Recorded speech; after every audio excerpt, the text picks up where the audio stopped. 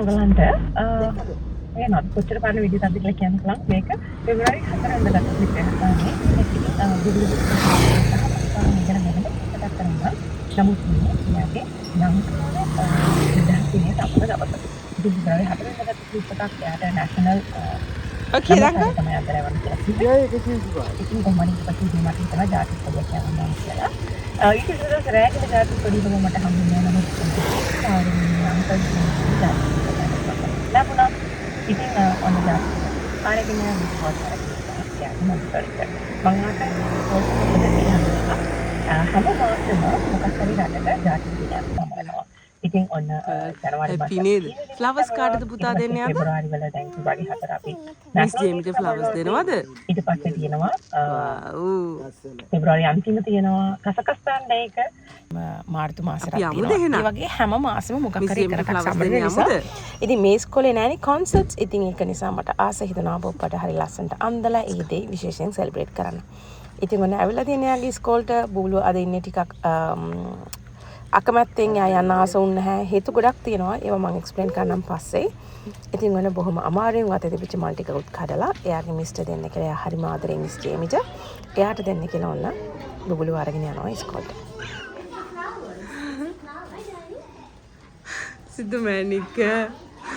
How are you, mommy? Wow. Lagi guru gන්න බබා. Ay school lamay යන්නේ පුතේ. යාට ගොඩක් අම්මට නැතේ. Okay, mommy is always here. I told you, mommy is outside. You shouldn't cry, mama. In the school, you don't need to cry. You have friends, you have teachers, you have Miss Jamie, your friend. You can play with them. Okay, mommy. I'm not crying a lot. Next time, don't cry, okay? Okay, mommy. You have to go to school happy, okay? Okay, mommy. Did you eat? Did you eat today? Yeah. What did you eat? I eat my chili and my sugar and my cheese and my strawberry and my grapes. ඔයා සීනි විතරක් කාලා හරියන්නේ නැහැ. සීනි පොල් රොටි චුට්ටක් පොල් රොටි දුන්නානේ. සීනි චුට්ටක් එක්ක කන්න. පොල් රොටි කෑවේ නැද්ද? Already killed. Pol roti with sugar. I gave you little bit sugar. Yeah.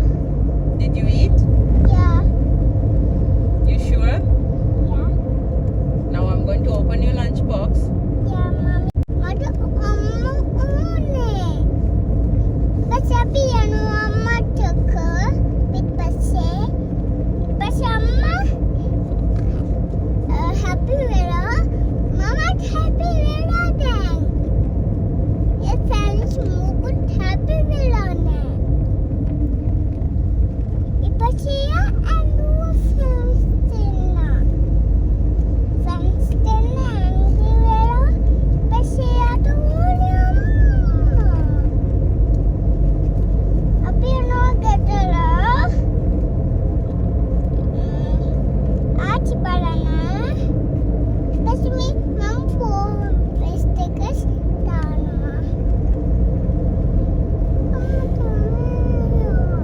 Tummy hurt? Okay. Let's go home and we go to washroom to do potty. Okay? Yeah. Okay, mama. Your video is finished. I'll stop it. Okay? Then mother. Boy බැලලා. දැන් අපි මොකද බොයිට කරන්න ගිහිල්ලා? Kana.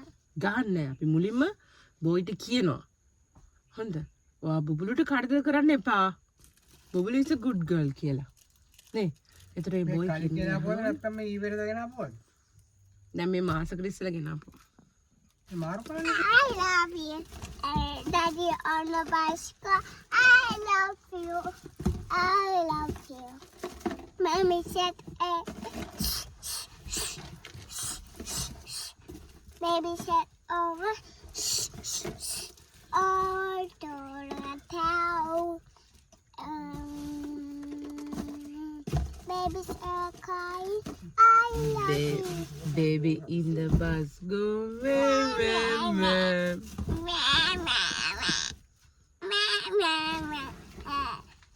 Baby baby on the bicycle. Where? I told town. ඉතින් ඔන්න ඔහොම තමයි සඳුදා අඟහරුවාදා සතිය ඒ දවස් දෙක ගෙවුනේ. ඊට පස්සේ අපි කතරගම යන්න පිටත් වුණා. හස්බන්ඩ් ආවා. මමයි බබලුයි හස්බන්ඩ්යි අපි දෙන්නත් එක්ක කතරගම යන්න පිටත් වුණා. ඉතින් හයිවේ එකේ ඩ්‍රයිව් කරන්නේ මම ගැල්නිගමින් එන්ටර් වෙච්ච වෙලේ ඉඳලා මත්තලින් එක්සිට් වෙනකන් මම තමයි ඩ්‍රයිව් කරන්නේ. ඊට පස්සේ හස්බන්ඩ් කරනවා වැල්ල වායි රෝඩ් එකේදී. මේ ගමන ගොඩාක් බඩු අරගෙන යනවා. පේනවා නිකන් ලොරියක් වගේ තමයි කාර් එක. පිටිපස්සෙත් අපි චුටක් ඉඳ තියාගෙන ගියා. මොකද හදිසියක් වුණොත් පිටිපස්සේ ඉඳ ගන්න. මොකද උදේට හයිවේ එකේ යද්දි ඉස්සරහට මාර අවුවයි. කොච්චර අවුවද කියනවනම් AC එක වැඩ කරනවා ඇඟටවත් දැනෙන්නේ නැහැ. ඉතින් කොහමද අපි පිටිපස්සේ සීට් එකේ පොඩක් ස්පේස් තියාගෙන යනවා. හයිවේ එකේදී හස්බන්ඩ් බබා එක්ක පිටිපස්සෙන් එන්නේ. ඇලවල්ලාවේ පාරදීකේ ප්‍රශ්නයක් නැහැ. ඉස්සරහින් ඉඳගෙන යන්න පුළුවන් නිසා. ඉතින් ඔන්න ඔහොම තමයි ආවේ. ඒ යන ගමන් අපි ගෙදරින් නූඩල්ස් හදාගෙන ආවා. මොකද මම දන්නේ නැහැ හිටපු ගමන්ට බෝරින් මෙහි කෑම කොත්තු මේකක් අර දන්නද අර කටට ඒ සැර දැනනකොට මං හරි ආසයි. ඉතින් ඒ නිසා ඔන්න කොත්තු මේකක් හදාගෙන ආවා ගෙදරින් මට බබට වෙනම නූඩල්ස් හදාගෙන ආවා. මම දන්නවා ඔයගලන්ටත් ඒ කොත්තු මේ කියන එක මම දන්නවා. ඉතින් වසක් තමයි. ඒ වුණාට ඉඳලා හිටලා හරි කනකොට ඒක අමුතු රසක් එනවා ඉතින්. ඉතින් ඔන්න කවුරුත් නැතුව අපි දුනා කතරගම යන ෆස්ට් ටයිම් මත්තලින් එක්සිට් එක අරගෙන හම්බ වෙනවා තුමන් හන්දියක්. එතනින් අපි වම් පැත්තට නෙමෙයි දකුණු පැත්තට කතරගම පැත්තට දැන් මේ යන ගමන් කතරගමට ගියාට පස්සේ එතනින් ගොඩක් සෙනග ඉන්නවා අහනවා මොනවද වෙන්න ඕනේ කියලා. ඊට පස්සේ අපි කරන්නේ කිව්වා මෙහෙම පූජාවක් කියලා. අපි පූජාවට කලබනා ගෙනිච්චේ නැහැ. ඉතින් එතනින් පූජා වට්ටියක් සිලෙක්ට් කරගන්න තිබුණා. අපි නිකන් මෙනු එකක් වගේ එකෙන් බලලා පූජා වට්ටියක් සිලෙක්ට් කරා. ඊට පස්සේ ඒගොල්ලෝ ට්‍රයි ෂෝ එකකින් අපව කතරගම මුලින්ම කිරිවෙහෙරට අපි ගියේ. කිරිවෙහෙරට ගිහිල්ලා බැස්සුවා. වෙහිකල් එකෙන් ඒ ළඟටම යන්න පුළුවන්. නමුත් එයාලා කියනවා ඒකට පොඩි පර්මිට් එකක් හෝ අවසරයක් ගන්න ඕන කියලා. මම දන්නේ නැහැ කොහොමද වෙන්නේ කියලා. ඒක බොරුවක්ද ඇත්තක්ද කියනවත් අපි දන්නේ නැහැ. ඉතින් ෆස්ට් ටයිම් නිසා අපි ඉච්චරේ ගෙන ආගිය කරන්න කියන්නේ අපි ට්‍රයි ෂෝ එකක් අරගෙන ගියා. ඒක අපිට ටිකක් විතර ලේසි වුණා. ඊට පස්සේ හැබැයි මේ පාරේ නම් බැහැලා මට පයින් යන ලොකු ආසාවක් තිබ්බා මේ හෙවනේ. නමුත් අර වෙලාව අපි අද රාට කතරගම ඉන්නේ නෑනේ. අපි දැන් කිරිවෙහෙර වැඳලා කතරගම දේවල්ට ගිහිල්ලා මෙහෙම ඇල්ල බලා පිටත් වෙන නිසා අපි හිතුවා හරි ඉක්මනට අපේ දේවල් කරගන්න ඕනේ කියලා. ඉතින් කියනවනේ මේ කතරගම ගමනේ මගේ පේජ් එකේ බොහෝ කියලා කියන්නේ ඉතින් 4-5 දෙනෙක්වත් මට හම්බුණා. එයාලා මගෙත් එක්ක කතා බහ කරා. ඉතින් ගොඩක් ස්තුතියි මේ බුබ්බ වඳුරගෙන මා වඳුරගෙන කතා බහ කරාට.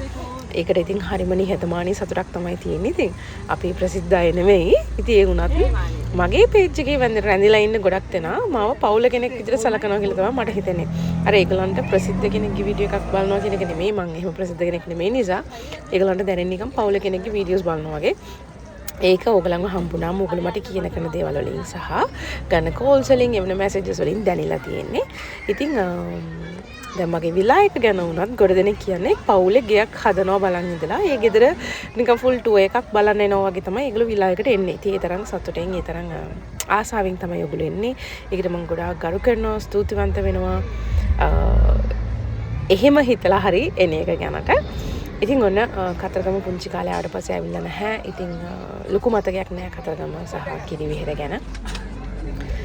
ඇත්තම කියනවා නම් මම පන්සල් වලට ගිහිල්ලා වන්දින එක අර ලොකුවට කරන කෙනෙක් නෙමෙයි. ගමේ පන්සලට තමයි මම ආසම. මගේ ගමේ වීරබන් බෝධියට තමයි මම ආසම. මගේ හිත නිවන එකම තැන සහ එහෙම නැත්නම් දලදා මාලිගාව ශ්‍රී මහ බෝධියටත් ආසයි. ඉතින් ඔන්න ඉතින් අද ආවා කිරිවෙහෙරට. ගොඩාක් රස්නේ කියලා කියන්නේ ඇවිද ගන්න හරි අමාරුයි. බුබ්බගෙත් කකුල් පිච්චුණා මට දුක හිතුණා. ඉතින් මම හිතන්නේ මේ කළු ගල්නේ ඉතින්. ඒක නිසා ඉතින් ඔන්න කොහොම හරි අපි ඇවිල්ලා අපිට පුළුවන් විදිහට හස්බන්ඩ්වත් මමවත් ඔය ගොඩක් පන්සල් වලට ගිහිල්ලා අර මුනින්ම මල් පූජා කරන්න ඕනේ කොතනටද අර ඒ වගේ දේවල් අර ලොකුවට ෆලෝ අප් කරන කෙනෙක් නෙමෙයි. ඉතින් අපිට පුළුවන් විදිහට අපි දෙන්නත් එක්ක එකතු වෙලා මල් පූජා කළා අපේ හිතේ තියෙන දේවල් කියලා වැඳලා කිරිවෙහෙරෙන් පිටත් වෙලා ඊට පස්සේ අපි කතරගම දේවල්ටත් ගියා.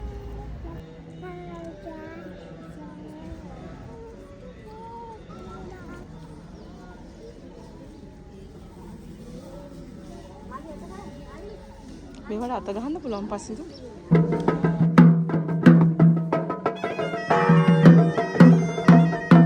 වෙන කොහොම හරි කිරිවෙහෙරේ එතන චෛත්‍ය ගාව මල් පූජා කරන්න පුළුවන් වුණාට හඳුන් කුරු පහන් පත්තු කරන්න බෑ. ඒකට ටිකක් දුරකට වෙන්න තමයි හදලා තිබුණේ.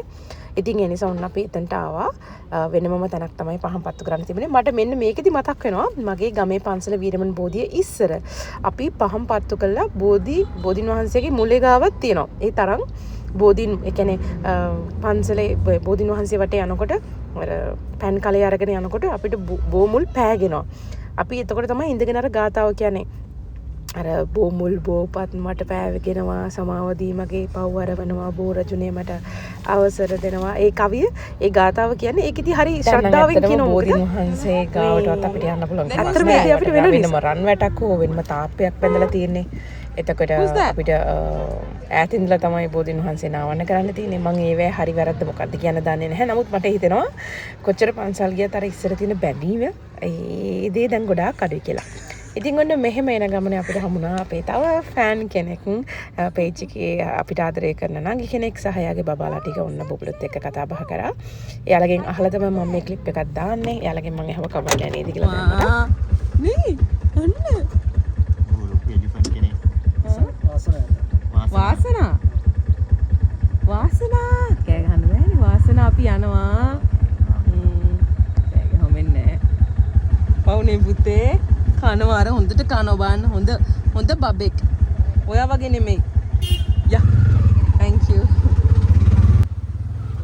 ඔන්න ඉතින් මේ දේ ඔයගලන්ගෙන් අහන්න ඕනේ. පූජා වට්ටිය අපි පූජා කරලා එළියට එන්න හම්බුන්නේ නැහැ. මිනිස්සු ගොඩක් ඇවිල්ලා ඒකේ තියෙන අර හොඳම පළතුරු වර්ග ඒ ඔක්කොම ටික අත දාලා නිකන් බලෙන් වගේ ගත්තා. ඒ කියන්නේ මට මගේ බබාටවත් දෙයක් තියාගන්න වෙලාවක් හම්බුනේ නැහැ. කෙහෙල් නම් ඒ ඉතුරු වෙච්ච අවරිය පිටින්. ඒ වගේ එයාලා සම්පූර්ණයෙන් හැමදේම ගත්තා. ඒක මට ඒ කියන්නේ මිනිස්සුන්ට බෙදන් කනන එක තියෙන්නේ. එතකොට සාමාන්‍ය කෙනෙක් එකයිනේ ගන්නෙ. අපි හැමෝටම බෙදනවනේ ඕක. එහෙම බෙදන්න හම්බුන්නේ නැහැ. බෑග් ගෙනල්ලා දඩබඩ ගාලා දාගත්තා. මට ඕක ගන්න ඕනේ ඔයගොල්ලන්ගෙන් අම්මලා නම් කිව්වා ඔක තනිකර ස්කෑම් එකක් කියලා.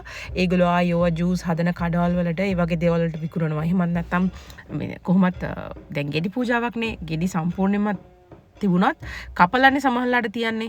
එතකොට ඉතින් ඒවායි පූජාවට වට්ටියට පාවිච්චි කරන්න නැතුව ඇති. නමුත් මේගොල්ලෝ අනිවාර්යෙන් ඕවා ඔය එක shops වලට විකුණනවා ඇති කියලා තමයි අම්මා නම් කියන්නේ. හැබැයි මට ඒකට චුට්ටක් විතර හිත රිදුනා. මොකද අපි හැමෝටම බෙදන්න කියලා තමයි එළියට අරගෙන ආවේ. නමුත් අපිට ඒක කරගන්න බැරි වුණා. එක්කෙනෙක් දෙන්නෙක් තුන් දෙනෙක් වට වෙලා පූජා වට්ටියේ තියෙන ඔක්කොම ටික අරගත්තා.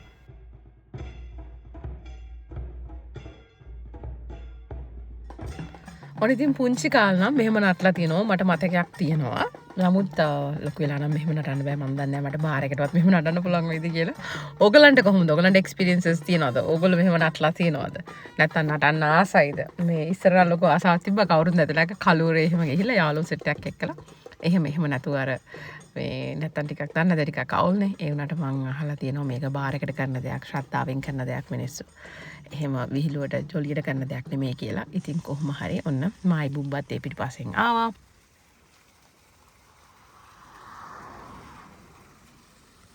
දවල් කෑම කන්න අපි මෙන්න මේ රෙස්ටොරන්ට් එක ගාව නැත්තුවා. හරිම ලස්සනයි. හිත නිවෙන තැනක්, වෙලක් ගාව තියෙන හරිම ලස්සන තැනක්.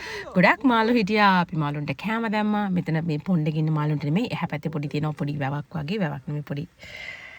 මොකද ඒ වතුර යන කාණු පද්ධතියක් වගේ එකක්. අපි ඒකේ මාළුන්ට නම් අපි කාලේ ඉතිරිච්ච බත් එහෙම දැම්මම උන් ලොකු වෙලා ෆුල් සයිස් වෙලා ඉන්නේ.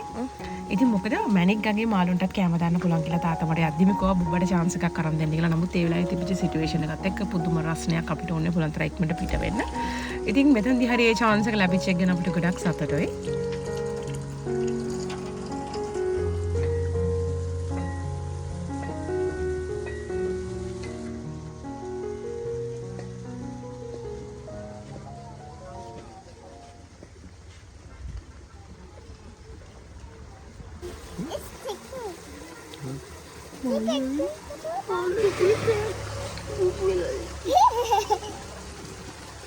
Mommy, I need some cocoa. ඔගේ ෆ්‍රෙන්ඩ්ස් නේ යනවා.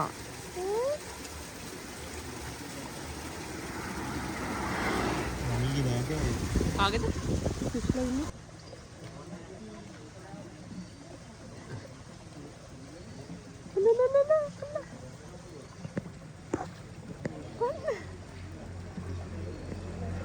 අලංගින්නේ Daddy, me? අන්න ඉබ්බෝ. අර යක්කාද? දෙන්නේ තිබ්බා. ඔයගලන්ට ලාවට ඇහෙන්නේ නැති දුවන්ද සටනක් යන්න ගිහිල්ලා ඉන්සරේ නවත්තගත්තා. එහෙම තමයි පාරේ ඉන්න හරකෙක් කොහෙද හරි බූරුවෙක් දැක්කොත් ඒ වගේ අවස්ථාවේදී යාට මතක් වෙන්නේ මගේ පැත්තේ අයව තමයි. ඉතින් එයාගේ පැත්තේ අයව කොයි වෙලාවද මතක් වෙන්නේ කියලා මම එහෙම කියන්න ආස නැහැ ප්‍රසිද්ධියේ. මං හිතන්නේ ඔක හැම පවුලටම තියෙන මට විතරක් තියෙන ප්‍රශ්න නෙමෙයි මේක යුනිවර්සල් කේස් එකක්. ඉතින් ඔන්න කොහොම හරි අපි දවල් කෑමක් ගත්තා. ඊට පස්සේ අපේ ඇල්ල ගමන බර පිටත් වුණා. මාර බිසි මේ දවස් ටිකේ කොච්චර බිසිද කියලා නම් පේනවනේ වාහන කොච්චරක්ද කියලා රාවණා ෆෝස් ගාව වාහනයක් ඒ කියන්නේ ඇඟිල්ලක් ගහන්න ඉඩ නැති වෙන වාහන සුපුරුදු පරිදි අපි ආවා අපේ කෑම බරු ටික ගන්න කියලා ඇල්ල ටවුන් එකේ මේ වගේ අර ලොකු කඩේකට තියෙන හැමදේම වගේ තියෙන ෂොප් එකකට තියෙන මේක තමයි. ඔන්න ඉතින් ඒකට ඇවිල්ලා ඊට පස්සේ අපිට අවශ්‍ය කරන දේවල් අපි මේ ගමන ඉන්නේ දවස් 2යි ඇත්තරම දවස් 2ක් මැක්සිමම් දවස් 2යි ඒ දවස් දෙකට හරියන අපිට අවශ්‍ය වෙන බරු ටිකක් අපි ගත්තා මෙතනින් විශේෂයෙන් බුබුලුට අවශ්‍ය වෙන දේවල් මොකද බල්ලකටව ටවුන් එකෙන් ගොඩක් අර අපි ගන්න කියන හැම දෙයක්ම වගේ නැති නිසා ඔන්න මේ වෙද්දි හොඳටම දාඩිය දාලා ටිකක් එළියේ ලේන් පැටියගේ